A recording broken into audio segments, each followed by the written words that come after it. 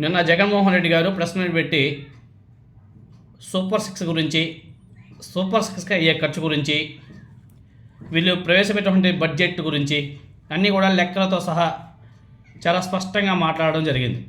అదేవిధంగా 2019 నుంచి 2024 మధ్య కాలంలో ఏ విధంగా నవరత్నాన్ని ఇంప్లిమెంట్ చేశారు, ఎన్ని లక్షల కోట్లు అప్పు చేశారు, గతంలో తెలుగుదేశం పార్టీ జనసేన ఏ విధంగా తప్పుడు మాటలు మాట్లాడారు, తప్పుడు లెక్కల్ని చూపించారు, అన్నీ కూడా లెక్కలతో సహా ఏ టు జెడ్ ప్రతి ఒక్కటి కూడా లెక్కలు చూపిస్తూ గతంలో చంద్రబాబు నాయుడు గారు ఏం చెప్పాడు, ఇప్పుడు ఏం చేస్తున్నాడు అన్నిటిని కూడా చాలా ఎక్స్ప్లెయిన్ చేయడం జరిగింది.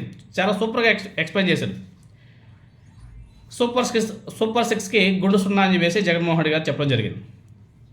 చెప్పుకుంటా పోతే పెద్ద లిస్టే ఉంటుంది, కానీ ఆడబిడ్డ నిధి 18 ఏళ్ళు నిండిన ప్రతి మహిళకు నెలకు 1,500 రూపాయలు చొప్పున ఏడాదికి 18,000. ఈ లెక్కన 1.8 కోట్ల మందికి ఏడాదికి 32,400 కోట్లు ఇవ్వాలి. మరి బడ్జెట్లో ఎంత ఇచ్చారంటే పెద్ద గుండు సున్నా. అదేవిధంగా యువగలం రాష్ట్రంలో 20 లక్షల మంది యువతకు నెలకు 3,000 ఇస్తామని చెప్పేసి చెప్పారు.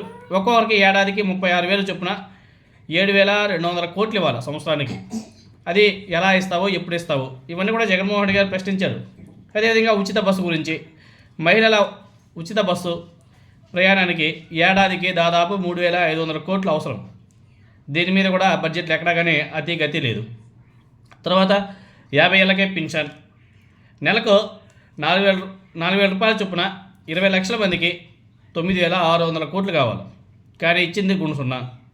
తర్వాత తల్లికి వందనం, ఏడాదికి 15,000 రూపాయలు చొప్పున 87,41,885 మంది పిల్లలకు 13,112 కోట్లు ఇవ్వాలి, కానీ కేటాయించింది ఎంత?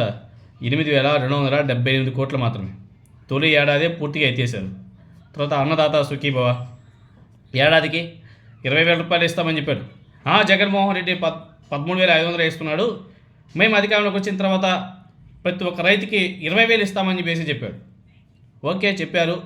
ఇప్పుడు 20,000 రూపాయల చొప్పున 53.58 లక్షల మంది రైతులకు 10,717 కోట్లు ఇవ్వాలి, కానీ 6,300 కోట్లు మాత్రమే కేటాయించడం జరిగింది బడ్జెట్లో. ఇది అన్నదాత పట్ల మీకున్నటువంటి చిత్తశుద్ధి అని చెప్పేసి జగన్మోహన్ రెడ్డి గారు ప్రశ్నించారు.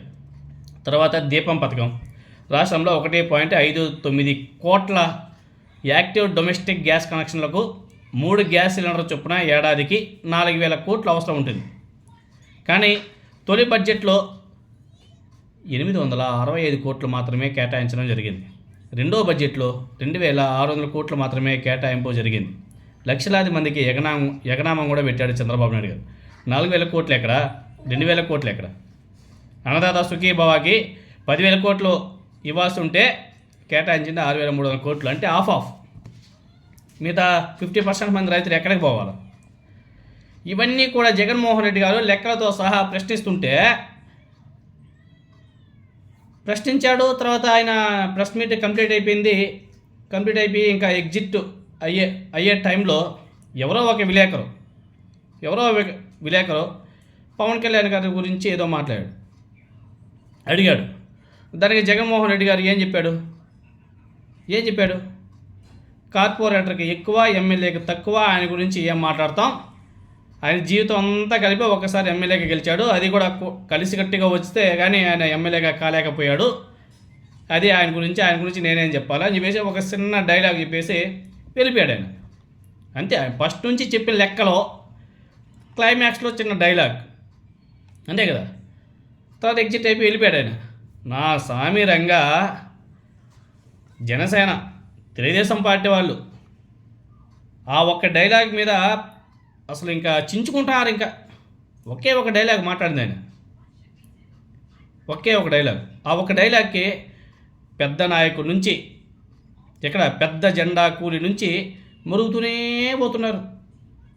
10 నెలలుగా పైనుంచి పెద్ద తలకాయ నుంచి మరుగుతూనే ఉన్నారు కదా. సింగిల్గా వచ్చే సింహం అన్నది ఒక్క మాటే కదా. అది కూడా ఏదో జర్నలిస్ట్ అడిగిన ప్రశ్నకు సమాధానంగా ఒకే ఒక డైలాగ్ చెప్పాడు. ఆ మాటకు పెద్ద జెండా దగ్గర, అంటే పెద్ద వ్యక్తి దగ్గర నుంచి పిల్ల సైనికుల వరకు అందరికీ కొన్ని రోజుల వరకు నిద్ర కరువు చేసేసాడు జగన్మోహన్ రెడ్డి గారు.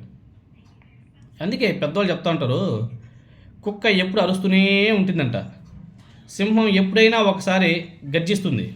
ఆ గర్జన ఎట్లా ఉంటుందంటే ఇదిగో నేటి నుంచి మనం చూస్తున్నాం కదా. ఇవి జగన్మోహన్ రెడ్డి గారు లెక్కలతో సహా చెప్పాడు. వాడికి ఏమైనా సరే సమాధానం చెప్పండి.